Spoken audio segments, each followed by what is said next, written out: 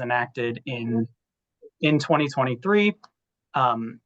The budget that was enacted in 2023 encompasses 2 fiscal years. That's fiscal year 24 and 25. And again, as I mentioned, the legislature will be considering budget adjustments to those 2 years in the 2024 session. We're in fiscal year 2024 right now, just so that we all have a grounding of where we are. And then fiscal year 2025 will begin on July 1st.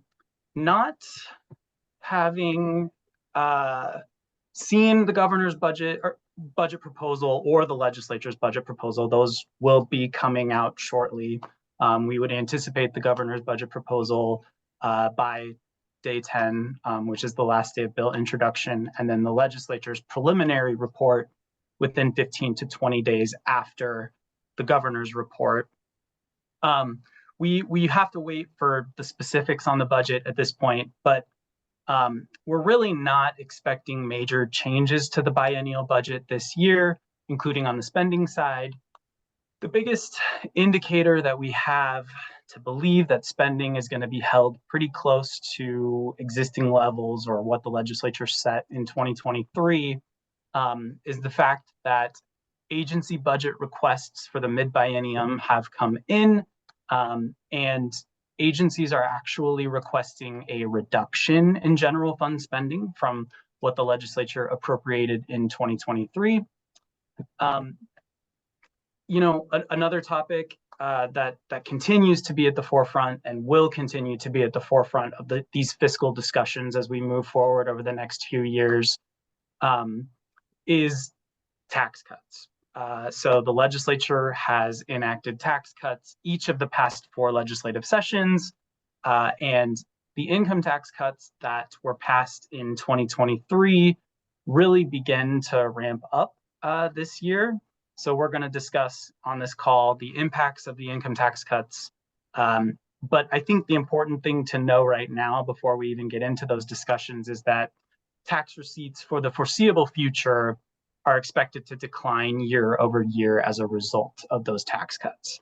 And then finally, the last top line that I'll mention before we really dive in, there is about $380 million that's currently available for the legislature to spend in 2024, but as we're going to discuss here in a little bit, there doesn't necessarily really seem to be an appetite for spending any of that money, and we'll talk about why that is the case. So now getting into some specifics about the coming mid-biennium budget adjustments and what we know about the specific adjustments that the legislature is going to consider in 2024. We'll start with revenue and appropriations. State revenue growth is expected to continue. We've seen strong revenue growth over the last couple years. We really at OpenSky have focused in on that growth as really being a result of all of that federal stimulus money that came in. Certainly that money is waning. I know that we still have some ARPA appropriations out there, but as far as new federal dollars coming in, we don't have that anymore, and we're not really expecting any more. So as I mentioned, state revenue growth is expected to continue, but it's a little more complicated than just simply saying that revenue continues to grow. As of right now, anyway, expectations are that the state's revenue base is going to continue to grow, but the overall dollar amount of revenue collections is projected to fall over the next couple years. Why is that the case? Well, it's because largely the legislature cut income tax rates last year, and the revenue generated from the income tax is expected to fall over the next few years as a result of those rate reductions. Even though what I call the revenue base is growing, in really simplistic terms, think of the revenue base really as just what the state taxes. So the big 3 things would be personal income, business income, and then sales of goods and services. And even though that revenue base is growing, as I mentioned, overall tax collections are still expected to fall. And the important aspect here, I think, is that in real terms, our revenues in the coming fiscal years 25, 26, and 27 are currently projected to remain at or below fiscal year 2023 levels. One way to look at this is that preliminary estimates show revenue from the personal income tax falling about 7% in fiscal year 27 relative to fiscal year 23, which again is the most recently completed fiscal year for which we have complete data. Personal income tax is the largest stream of our state's revenue, so a 7% decline in that largest stream could really be hard on state services. Particularly as we all know on this call, inflation has been running hot. We all know that the cost of providing services continues to grow, and yet the largest source of revenue that the state raises to pay for services is, at this point, projected to shrink in real terms. And when I say real terms, what I mean is just actual dollars. So at the same time, in the biennial process, we continue with relatively low spending growth in the current biennium. For the current biennial budget, spending growth is at about 2.1% averaged over the two budget years that comprise the biennium. But spending in the second year of the biennium, or fiscal year 25, is actually negative. Historically, just for some context, spending growth averages around 3.4% on an annual basis, and that's over the last 20 years. So it gives you an idea that 2.1% that we're currently at over the current biennium is lower than historical standards. Fiscal year 25 spending, as I mentioned, is slightly negative, largely as a result of TIOSA, which is our state aid formula for public K-12 education. Its estimate of general fund impact in fiscal year 25 recently decreased, largely as a result of growth in property valuations across the state. Property value plays a pretty significant role in our state's education funding formula. And because of the way it works, as property values increase, generally speaking, the state's funding for schools decreases. Finally, as it relates to the appropriations side, I would note that there's been some reporting in the papers that the governor has expressed some interest in actually reducing spending from its current levels appropriated by the legislature in 2023. An Omaha World Herald article, which I've got up here on the screen, from October, highlights the governor's hiring of a firm to find 3% budget cuts in fiscal year 24 and 6% budget cuts in fiscal year 25. In terms of dollar amounts, that amounts to $160 million and $320 million respectively. So be on the lookout for that. Of course, we at OpenSky are going to be watching for that. We will certainly keep you all apprised of any information as we learn it related to that. Okay. So the low spending growth that we were just talking about over the biennium doesn't account for agency budget requests. And as I mentioned at the beginning of this call, that's even with agencies having requested actually negative general fund appropriations for their mid-biennium adjustments. Taken together, the agency requests amount to a requested reduction of about $5.2 million in fiscal year 24 and a reduction of $12.4 million in fiscal year 25. Some of the notable items included in agency general fund budget requests were a base reduction in behavioral health of $30 million over the biennium and a base reduction in public assistance of $20 million over the biennium. Those are both in the Department of Health and Human Services. And the rationale that Health and Human Services gave for requesting these reductions was to basically align the program's current spending to their pre-pandemic spending. Health and Human Services also requested an additional $20 million for increased staffing costs at regional centers.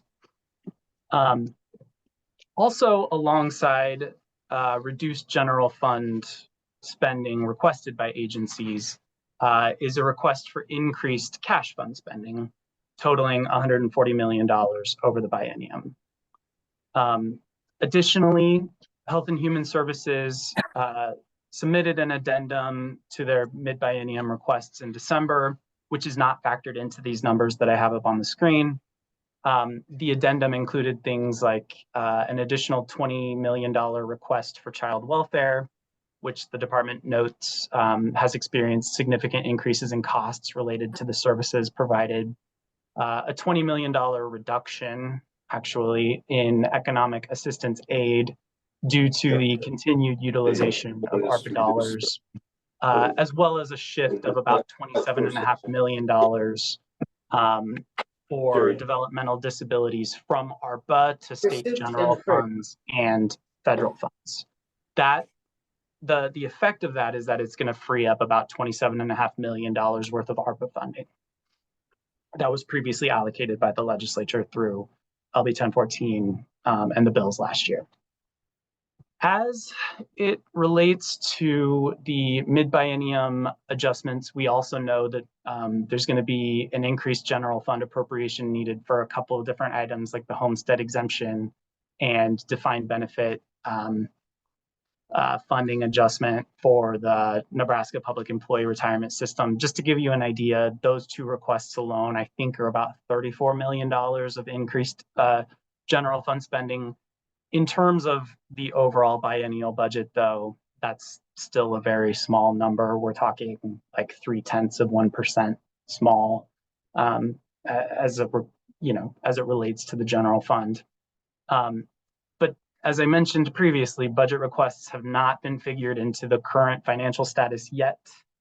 And so the fiscal office does assume that any increases in spending will be offset by reductions, at least at the time that that report was written back in November. Okay. So as I also mentioned at the top of this call, we do have money that is available for spending this year, but the question is going to be whether there is an appetite in the legislature to spend it. There is $380 million shown on the financial status, which I've got pictured on the screen. This money is available for spending by the legislature in the current biennium. As I mentioned, it's about $379.5 million. We have seen, though, a reluctance to spend this money. And as quoted by the chair of appropriations in the Omaha World Herald, quote, "It's not extra money that's available." I would note that in any other year, this money would be available to allocate to services and other state priorities. But the legislature positioned itself last year to have this money sitting, effectively what I call in the bank. And as it looks right now, again, according to what we're seeing in the news reports, there's not going to be an appetite for spending this money, even though it's available. The rationale for having that money sitting in the general fund is to help us pay for those income tax cuts that are really ramping up this year. So we are just going to have to see what the session brings. But as of right now, it looks like there's money, but we're hearing that perhaps there's not going to be any appetite to spend that money. Okay, so at this point, I think I'm done with our fiscal update, and I'm going to shift very quickly into some ARPA updates that we wanted to relay to the folks on this call, particularly with some information that we have learned recently.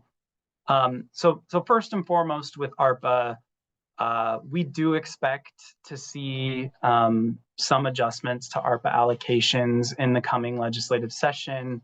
Certainly, as I've already discussed with the Health and Human Services mid-biennium request, we know that Health and Human Services requesting to shift about $27.5 million from ARPA to general and federal funds. That would free up $27.5 million worth of that ARPA allocation, as I mentioned, that could be reappropriated by the legislature for a different purpose, so long as it falls under, of course, the ARPA guidelines. And the new piece of information that we really wanted to relay to this group was that I believe it was in August, there was some updated guidance to some updates to the Treasury guidance for ARPA. And that new updated guidance says that states and localities who have received state and local fiscal recovery funds through ARPA are now able to allocate up to 30% of those allocations to be used for approved surface transportation. I will say that we are really in our preliminary stages right now of analyzing this rule change and how it could impact potentially, the allocations that have already been made through ARPA. We are certainly watching this. We are certainly going to be providing more information as we come across it. And we will have more analysis and discussion on this specific rule change, as well as a few other things related to ARPA to come. One thing I would flag for you all is to be on the lookout for a webinar that OpenSky is going to be hosting, I would anticipate in the next few weeks, certainly relatively soon, that we're going to be hosting with the Pew Charitable Trusts, where we're going to talk about everything ARPA related, including this new rule change, some findings from the auditor's initial audit of how agencies are using their funds. And then, as well as, we're going to talk with the Pew Charitable Trusts about a recent report that they released, which is pictured here on the screen, talking about how states spent their ARPA allocations. Okay, moving on to our final topic of the day. We at OpenSky wanted to spend a little bit of time talking about this proposed sales tax plan, I suppose you could call it, which you all may have been hearing about in the news recently. There was the governor held a press conference on Monday, which perhaps kind of shifted things a bit. But anyway, we wanted to talk about what the plan is, at least at this point, what we know, maybe what we thought we knew about the plan, but we wanted to get you up to speed. So while the details are yet to be fleshed out, we are at least at this point, the governor has mentioned wanting to shift more state revenue to local property tax, to offset local property tax revenue. To do that, the governor initially proposed last week a 2-cent increase in the state sales tax, which would take Nebraska from 5.5-cent state rate to 7.5 cents. In terms of how big of an increase that is, I suppose that would equate to a 36% hike in our state sales tax rate, taking Nebraska to the highest state rate in the nation. Further, the initial thought was to increase, to help generate revenue to pay for this shift of more state funds going to local property tax. There was also a proposed increase of $2 per pack in the cigarette tax. At this point, it is unclear where either of these stand. As I mentioned, we have not seen the proposal, we have not seen the bill. We're certainly on the lookout for it.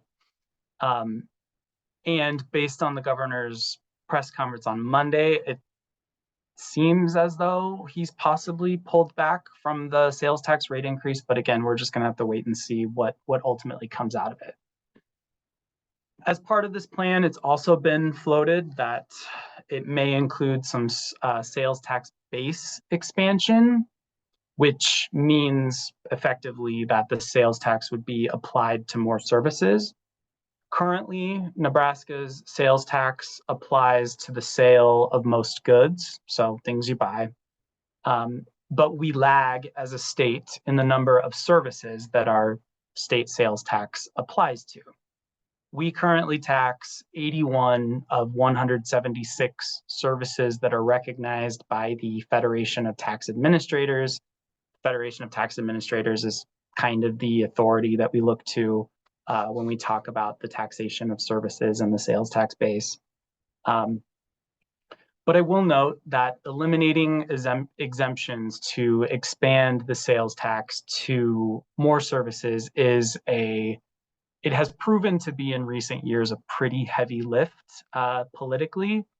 Recent proposals to increase the number of taxed services have been met in the legislature in recent years with pretty fierce opposition, including those marathon hearings until midnight, which ultimately led those proposals in recent years not to go anywhere.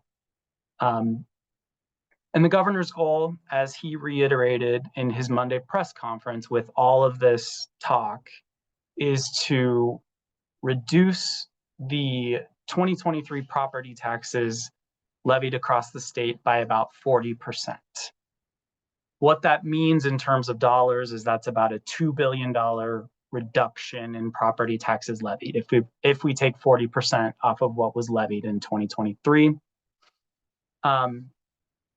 As it relates to that $2 billion to buy down effectively local property taxes, Nebraska currently has about roughly $1 billion of that $2 needed sitting out there in various property tax programs. You know, we've got property tax credit, the LB 1107 credit.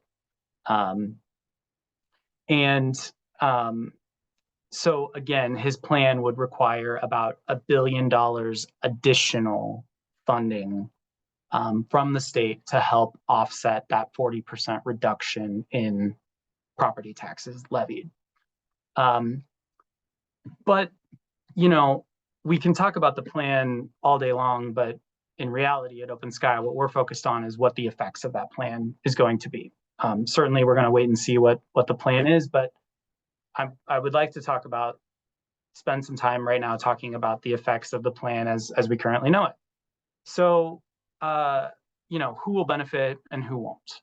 Well, in reality, the sales tax is already the most regressive tax in most state and local tax systems, which, of course, a regressive tax means that lower income households pay more of their household income to sales taxes than higher income households do. It just so happens that recently released data shows that Nebraska's most regressive tax is actually the sales tax. So it comprises a larger share of lower income households' income than it does for higher income households. And back to the plan, if you do own property, you would see a reduction in your taxes paid. You know, assuming the 40% stays, you would roughly see a 40% reduction in property taxes paid. That is, of course, if the governor's plan comes to fruition. But if you don't own property, you will be paying more in sales tax without at least seeing a direct return on property, because if you don't own property, you're not going to get that direct offset.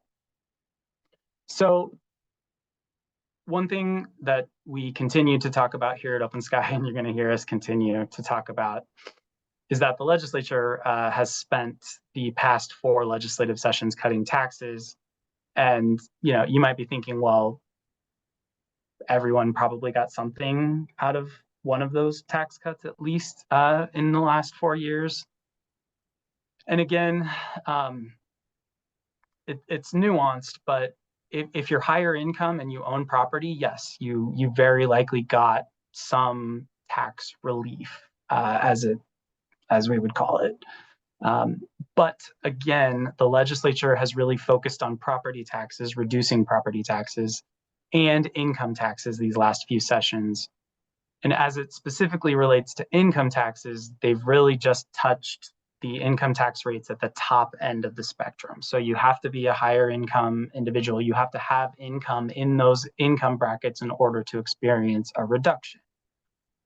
The fact is and remains that low income households have really largely been left out of all of these tax cuts. And this new plan would raise sales taxes on those households that were left out of the property, largely left out of the property and income tax cuts that have been passed in recent years. And of course, we would be shifting those funds to only property owners. Here is some of that newly released modeling that I was just talking about, which was released yesterday by the Institute on Taxation and Economic Policy. And the report that they released looks at the overall progressivity of state tax codes. The graph that's shown on the screen is for Nebraska, and it shows how our overall tax code is applied to households based on their income level. And as you can see, the graph, kind of skews to the left, which happens to be the lower end of the income distribution. And what that means is that Nebraska's tax code is regressive. Lower income folks pay a higher percentage of their income in taxes than higher income folks. You can see it's 11.2% for those making less than $30,000 a year. 11.2% of their income goes to state and local taxes, whereas for the top 1% earning over $557,000, about 7.2% of their income on average goes to state and local taxes. Nebraska, I will just say, is not an outlier in terms of a regressive tax code. We rank in this ITEP report, we rank 30th currently for the most regressive tax code in the nation. The majority of other state tax codes are also regressive. That does not mean that we shouldn't acknowledge it and work to fix it. As it relates specifically to the sales tax plan, here is the distribution, same distribution, income distribution, but strictly related to sales taxes. We can see from this graph how a rate increase would impact the income distribution. The lowest 20% pays on average 5.5% of their income in sales and excise taxes. So if we increase that state rate, it is going to increase the burden on those low income families. Whereas as you get towards the top of the income distribution, of course, sales tax comprises just a lower amount of their income because, if you think about it, there's really only so much that you can buy. So this, I think this sums up the governor's proposal to try to shift more state revenue into paying for those local property taxes. I think, the overall takeaway is that it would burden, the plan at least right now, would burden low-income households without providing much, if any, of the benefits of the tax cuts that the body has undertaken in the last couple of years. That concludes this presentation, and I think we're going to open it up to question and answer now. Yeah, we have one question in the chat right now, so it's a good time to put any more questions if anyone has them. Please put them in there right now. Can you help me understand how much property tax is paid by non-Nebraskans? Aren't we missing out on an opportunity to export our property taxes and covering that by raising the bill of goods and services for Nebraska residents? That's a great question. There's been some reporting recently of large out-of-state land buyers coming in. I think I think the recent stat was there were 5 buyers in the last couple of years that bought something like $250 million worth of property in the state. You know, any relief that we provide under this plan will also flow to those out-of-state taxpayers who don't necessarily live here. They're not necessarily, contributing to the economy in the sense that those of us who live here are. To the point about missing out on exporting some of our tax base, I think there's absolutely a possibility of that. Yes. Okay, thank you. Any last minute questions from anyone?